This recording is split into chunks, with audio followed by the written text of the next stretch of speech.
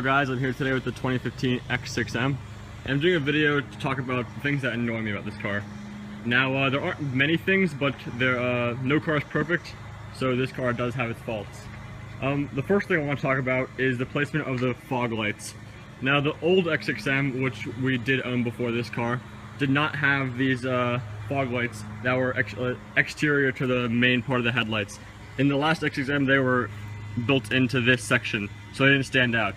Now in this year's model, as you can see, they're very visible, and to be honest, I don't think they look too good. If you were to, in your mind, look at this front end and just cancel those out with your eyes, I would think the car would look way more aggressive.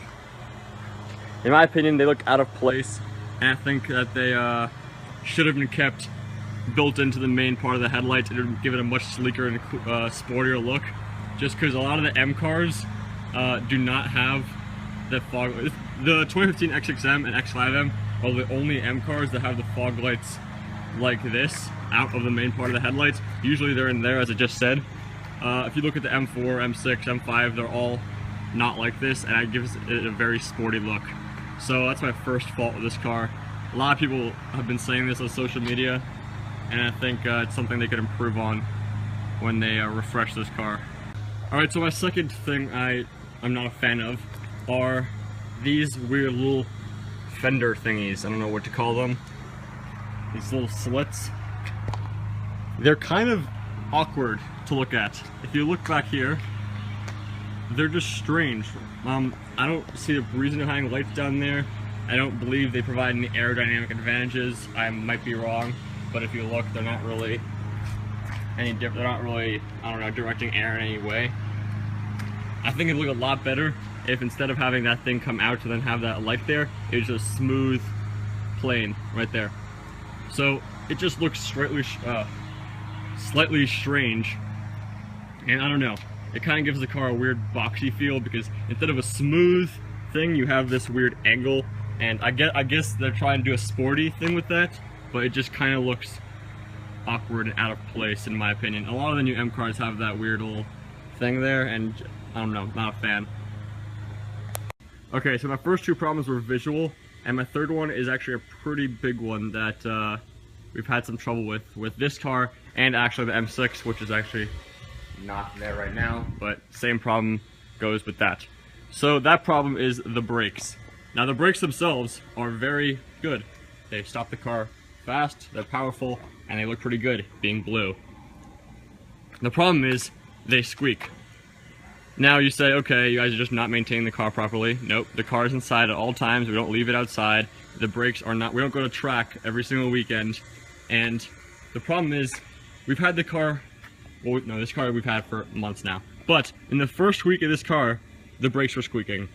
First week, it rolled off the dealership and the brakes were already squeaking. And we went to BMW, they quote-unquote fixed it, and then another week later, the brakes were squeaking again. Same thing goes to the M6, the brakes are always squeaking. Now you might be thinking, okay, this is just, you guys are doing something wrong. No, I have a friend whose dad owns an X5M 2015. His brakes also squeaked right when he got the car, it's brand new. He went to BMW and tried to get them fixed, and they claimed that they squeaked because they were racing brakes. That was their explanation. I don't understand, maybe they're right, but if you guys can tell me, I don't think racing brakes should be squeaking. No brakes should be squeaking, and if they're high performance brakes, they definitely should not be squeaking, which these are. And I don't know, it's just very annoying when you're rolling in a parking lot and you're trying to stop the car. It's embarrassing when, I don't know, people see this and they think, oh, nice car, and then it stops and it starts squeaking, which it kind of gives a cheap vibe off. And that's just a kind of annoying problem that people have to deal with. You can hear it very loudly. And this doesn't always happen, but it does squeak pretty often. Not all the time, but often. And we do need to get that fixed. We're probably going to go to BMW eventually to have that fixed, but until then it's just an annoying problem that we shouldn't have to deal with. And I don't know, a lot of X6Ms are dealing with this problem, and same with the X5Ms. So that's my third problem. So my fourth problem is actually in the interior. I've mentioned in other videos that the speakers in this car are superb. They're Bang & Olufsen, and that's actually an option. And if you have the money, you should definitely get this option. And if you like music, get this option because the speakers are very, very, very good. And if you turn them on, this little thing pops up there. Oh, my bad. Turn that back on. Okay, so if I turn this down, this little thing that pops up, although it is cool, I found that when you play music at high volumes, which we tend to do a lot because the speakers are good, this thing vibrates and it makes a rattling, high-pitched noise, which is not pleasant to the ears. I didn't find this problem when we first got the car, but after, I don't know, probably been 5-6 months now, it's apparent. And when you play music loudly, you can definitely hear a little, it feels like there's almost sand here, but I cleaned it and there's nothing there, but it feels like there's sand and it's just rattling on the thing. And it's not a very pleasant sound to hear. I bet it's an easy fix, but it is slightly annoying, and I bet this thing is prone to it because it's a moving piece, so there's moving parts inside of it. So maybe a little piece fell off, I don't know, but it could be better. So that's my 4th problem. Okay, so that's it. Those are my 4 problems with the car. Still an amazing car. Every car has its faults, but I just wanted to point out some of the ones in this car. But besides that, it's a very good car. I could not think of anything else.